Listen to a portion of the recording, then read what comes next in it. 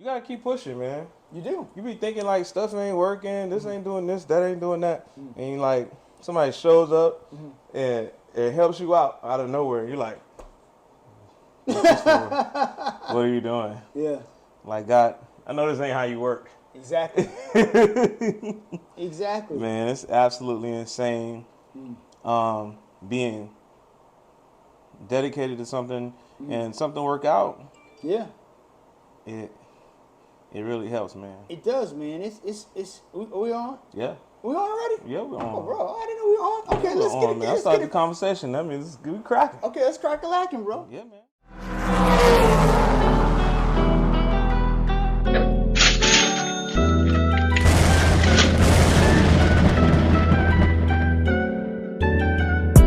Hey, man, the thing is for me is like I think this whole week, man, I was trying to get myself focused on certain things.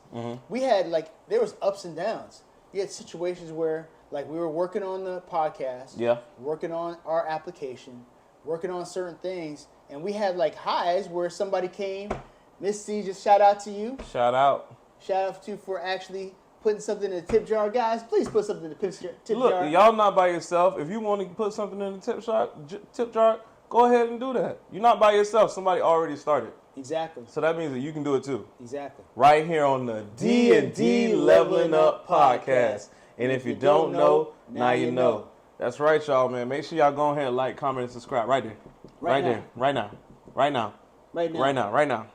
Send it to somebody else, okay? Yeah. Send it to somebody that needs the encouragement and can accept the value that you're sending to them. Yeah. Send it to somebody right now. Yeah. All right? Because we're talking about today, we're getting into how things, once you start, it's principles to this. Yeah. Once you start working on something, something's bound to come back to you. Correct.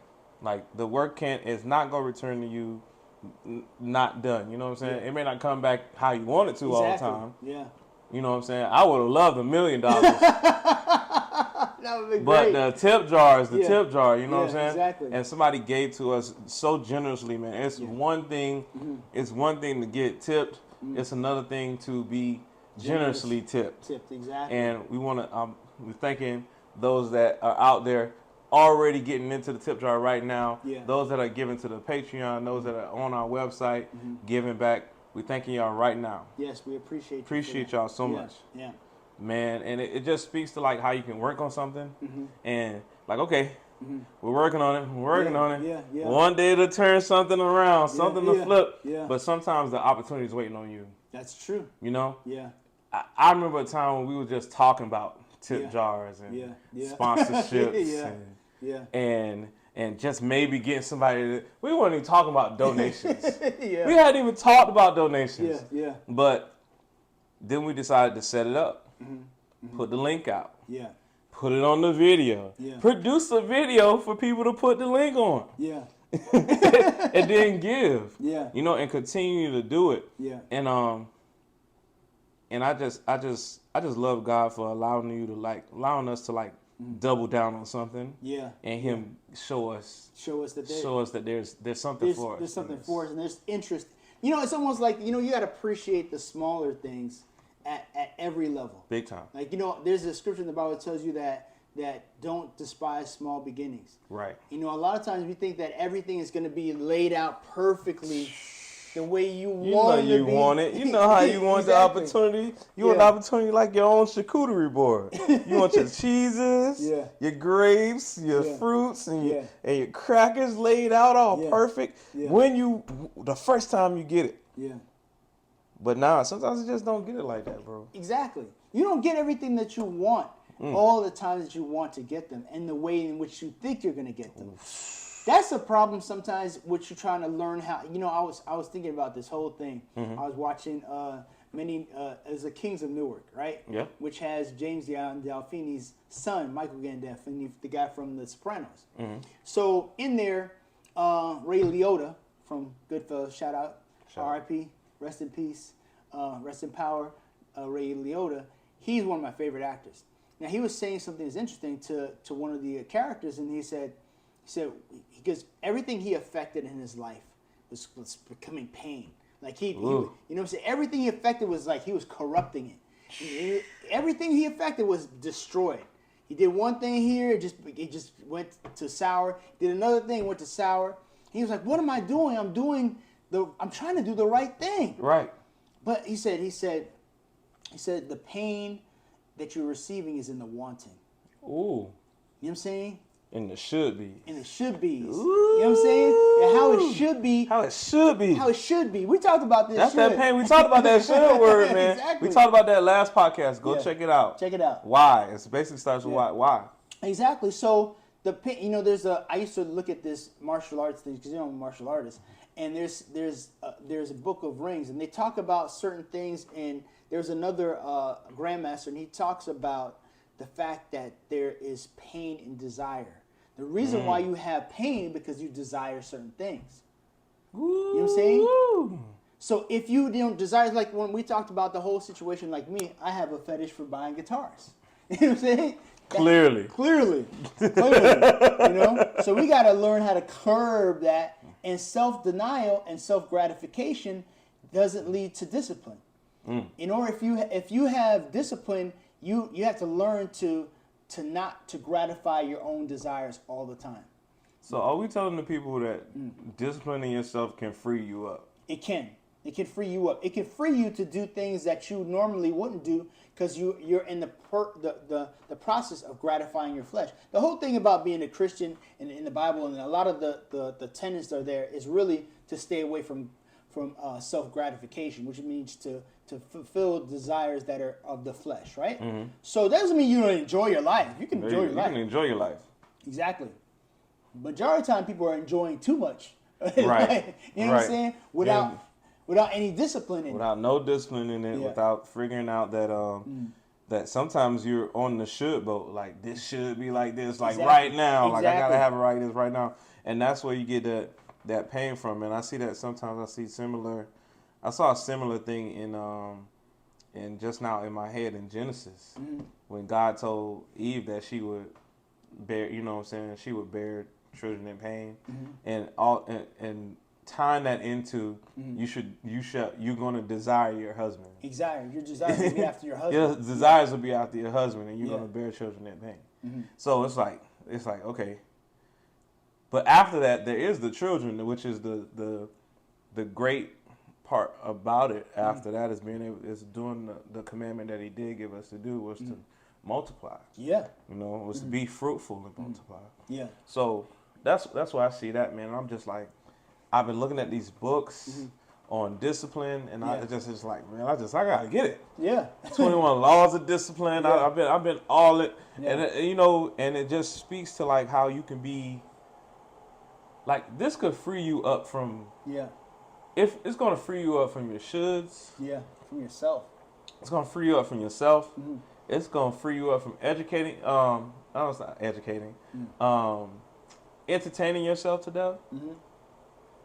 Like anything that they're pushing out here like that, y'all. Yeah. There's like a big push, like you see it on everything, right? Yeah. I had a moment today where I was watching a show with my wife, but it was called Wicked. And I was like, oh, okay, this is a little different. I'm like, I'm watching. I'm not going like. I'm like watching, like, oh, it's like she's a witch. She doesn't know she's a witch. Her mom might have been a witch, and she died because of this. And I'm like, oh, okay, I'll give it a second. Yeah, I'll give it a second. And then they try to make it cool. Yeah, of course. You ever seen somebody try to make something cool? It's over. It's like it's like trying too hard. It's like they were trying really, really hard. So they had like this nerdy character that was trying to talk to this newer character about something that she wasn't into. Yeah. She's like, I'm not into that. My mom never did that, blah, blah, blah. Yeah. But the nerdy character's like, you're full of magic, blah, blah, blah, blah, blah. And she's so excited that she makes the other girl excited about it. Yeah. And, you know, influence. It's like the influence. And all I can see is like millions of people being influenced at one time with this method. Wow. There's so much like manipulation in it. So this one lady, she's really happy for the girl because she can see that this other girl has powers. So she's like really, really happy. She's like, oh, you got to come do this spell with us tonight. Yeah. I'm like, huh? I'm like, what am I watching? Yeah, exactly. I'm like, okay. I don't watch a whole lot of craziness. Yeah. But this is another level of crazy to me. It's like, you got to come with us tonight so you can awaken your powers, blah, blah, blah. Yeah. Right? When she gets there, if you don't listen close enough, you don't realize that she got her there so she could do the spell to get her powers. What? She called. She made her come. Yeah. She made her, this unbeliever in witchcraft, show up to a spell. Yeah. So you could basically borrow to get her stuff. Oh wow. So that, you know what I'm saying? And it's like, wow, there's a correlation between people doing that in other ways. The manipulation, bro, is like unbelievable. Yeah. And I just starting to see it in different shows, and I'm like, what if all of these shows are showing us like really just one way to live? Exactly. Really like worry, manipulation. Yeah. Worry people into manipulation. Yeah. Guide them into something. So you can get something out of them. And that's turning us all to not do our due discipline and diligence, and because we're being distracted.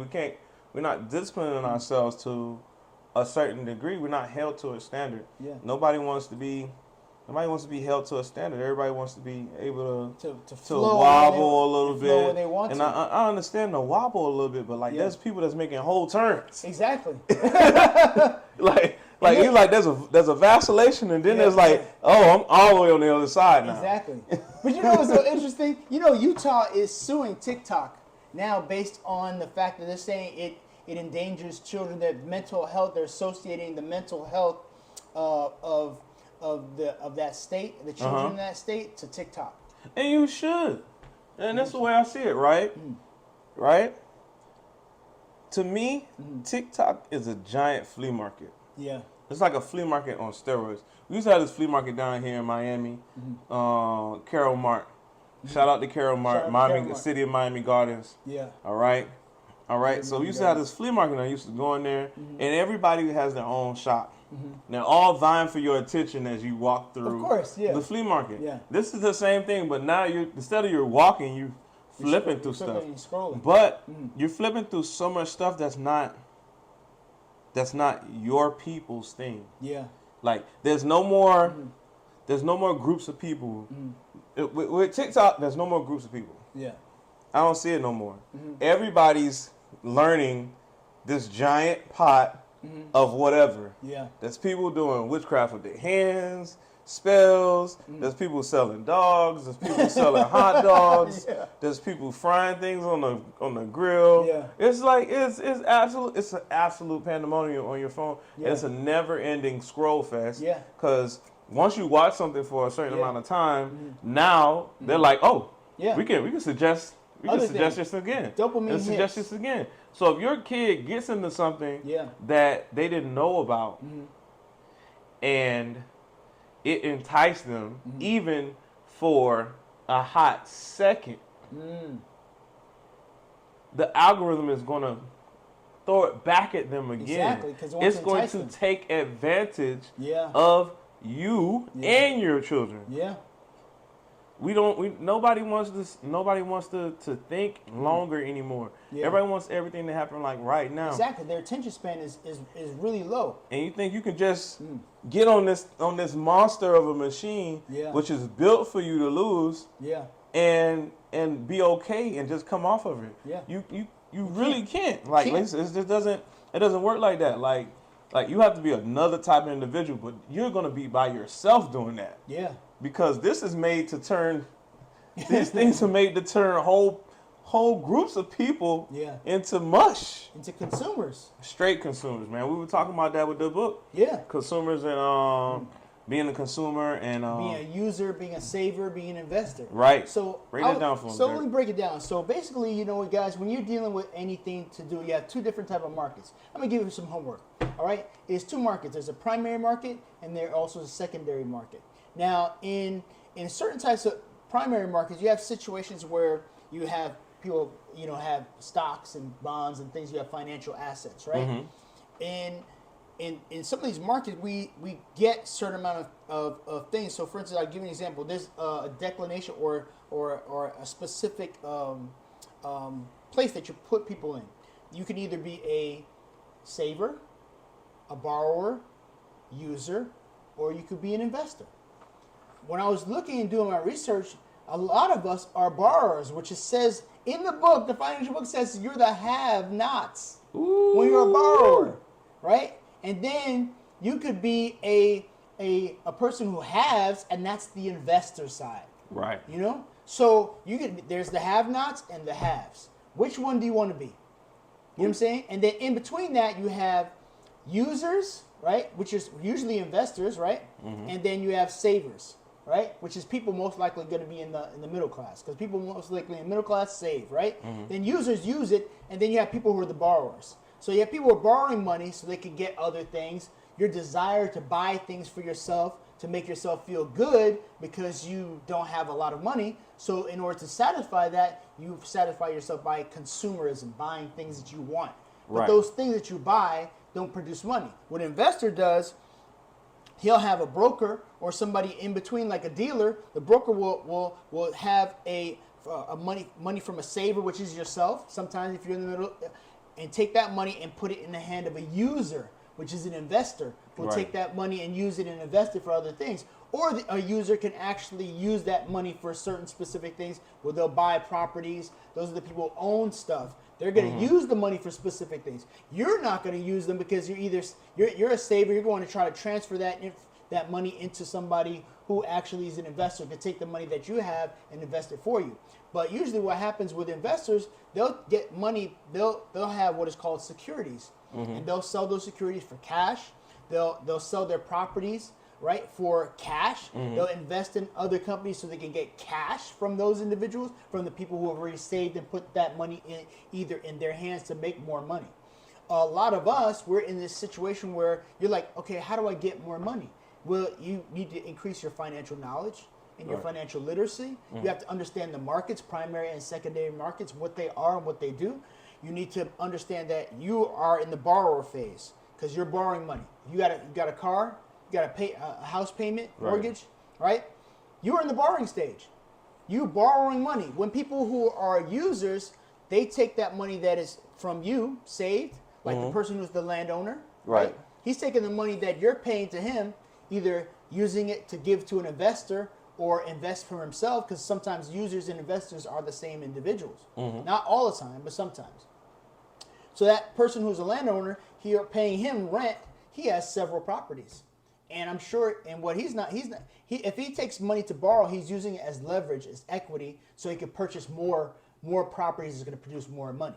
But he had the discipline exactly to get that to get to there, like to buy something with the intention of it turning into an asset that he could use to leverage to get a new asset. Correct. Like, I believe that we have to start freeing ourselves with this discipline.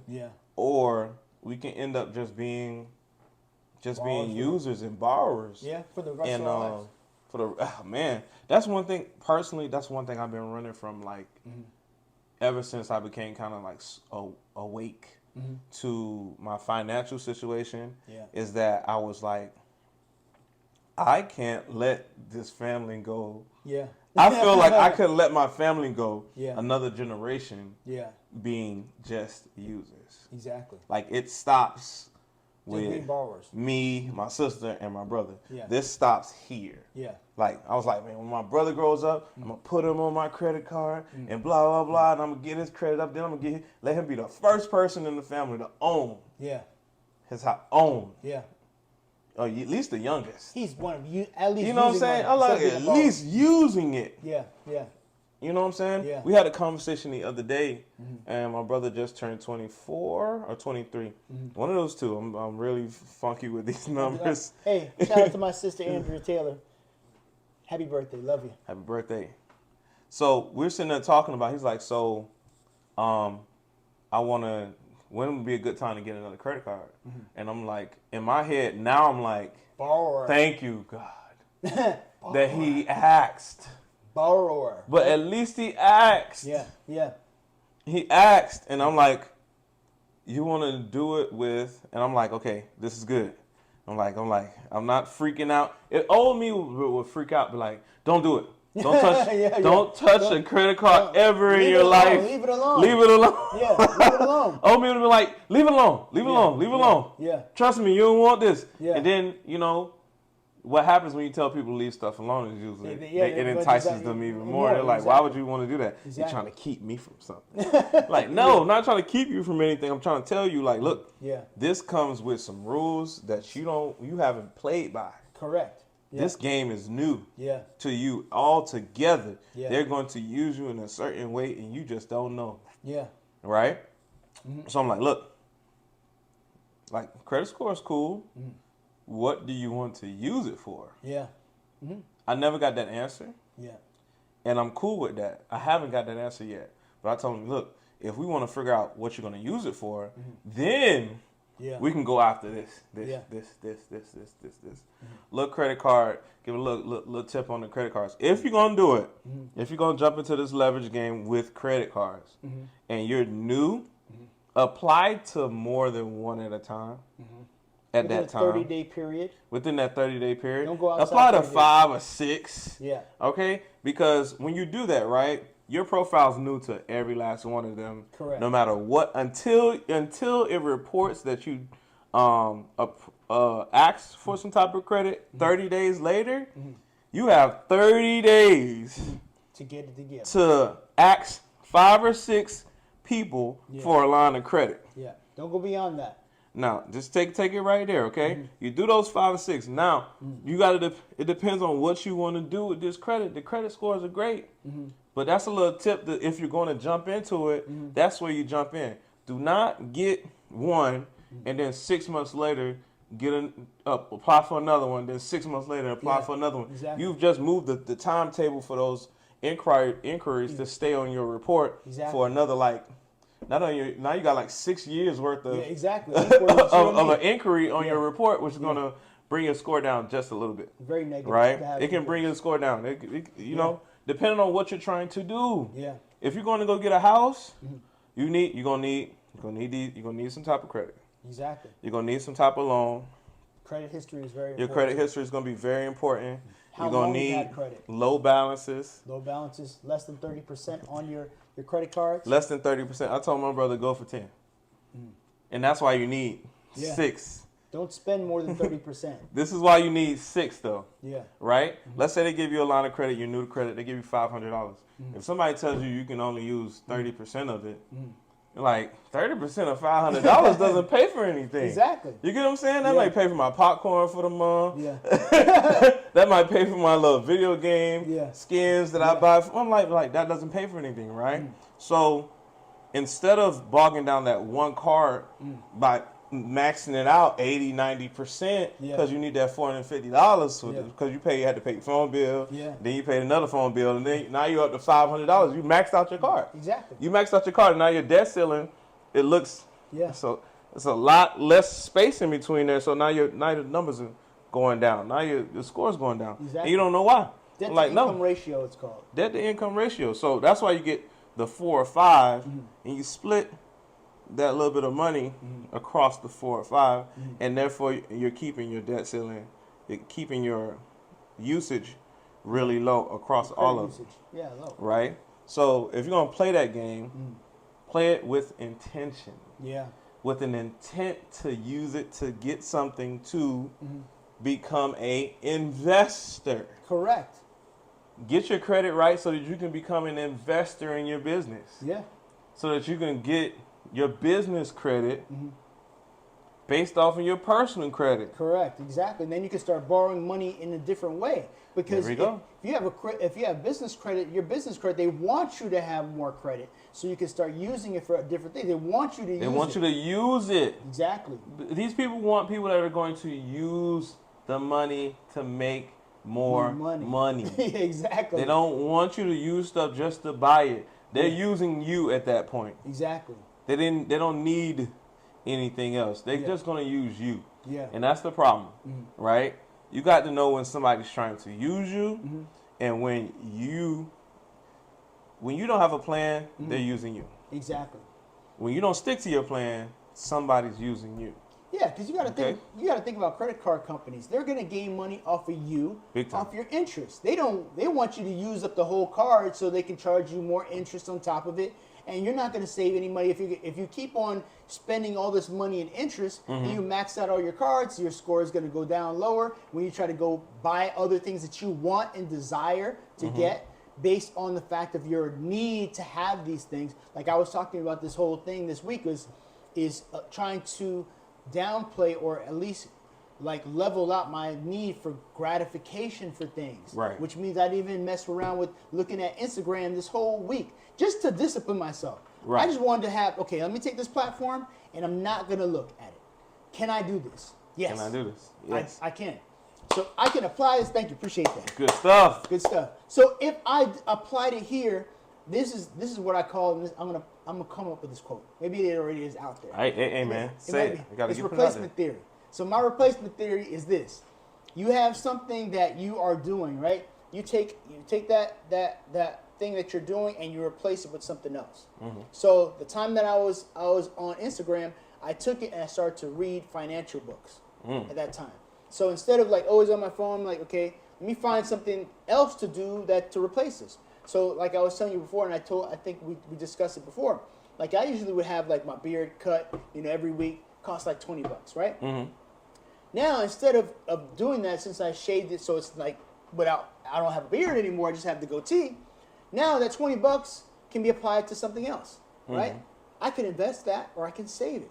Now you can do that with anything you have. If you had a certain amount of time you were doing certain things, right? You could take that time. Now you're not doing that thing.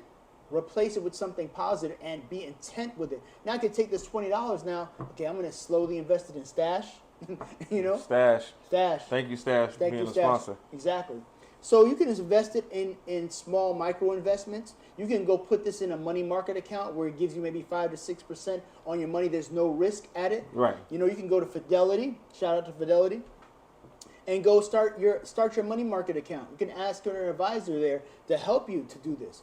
So you can put that money in something that has an interest-bearing account that's going to produce more money for you. You're going to get better interest than you would if you put it in the bank. Right. So you got to start thinking like just because you don't have a lot of money doesn't mean you don't start with the small that you have. You can start something small and be like, you know what? Because it'll build over time. Like Dave Shan was like saying, I steal $5 from myself every week, and then I put it somewhere else. You got to start learning how to discipline. Like if you want to be at a certain level in life, you're gonna have to make yourself be there. It has to. Success does not come without intention. Ooh, buddy. It doesn't come without intention. If you want to be a billionaire or a millionaire, you got to be around billionaires, or if you can't get access to those individuals, you got to be reading about them. But look, bro, we're in a different time where we got access to billionaires. We do. We have access to millionaires. Yeah. So, guys, girls, things that go bump in the night. All jokes aside, we have to stop making the excuses. Yeah. I am enrolled in a full-time student at YouTube University. Okay? Yeah. Now, it's a lot of information. Yeah. The wisdom comes in applying that information to your life. That is true. Yeah.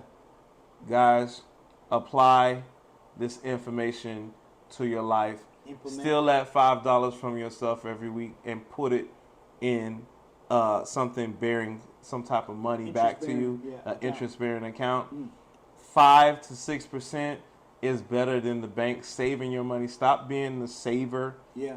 You do need to have something saved, but how's that going? Yeah. How's that really going for you? It's not. You're not saving properly. How's that really you don't going? have discipline. And I mean, are you gonna take? Are you really gonna save it when you need a new roof? Yeah. That's then true. all of it's gone. Then all of it's gone at that point. Are you really gonna save it when you need a new car? Yeah. Are you really gonna save that money when you need a new TV? Yeah. What's your new? Let's go back to a couple podcasts. What's your new zero? Yeah. What's your new zero? You gotta change your zero. Yeah. And that's gonna be the last tip I give on the video for today. You gotta change your zero. Yeah. Okay? because we got to have the discipline to not touch that stuff that we saved. Yeah.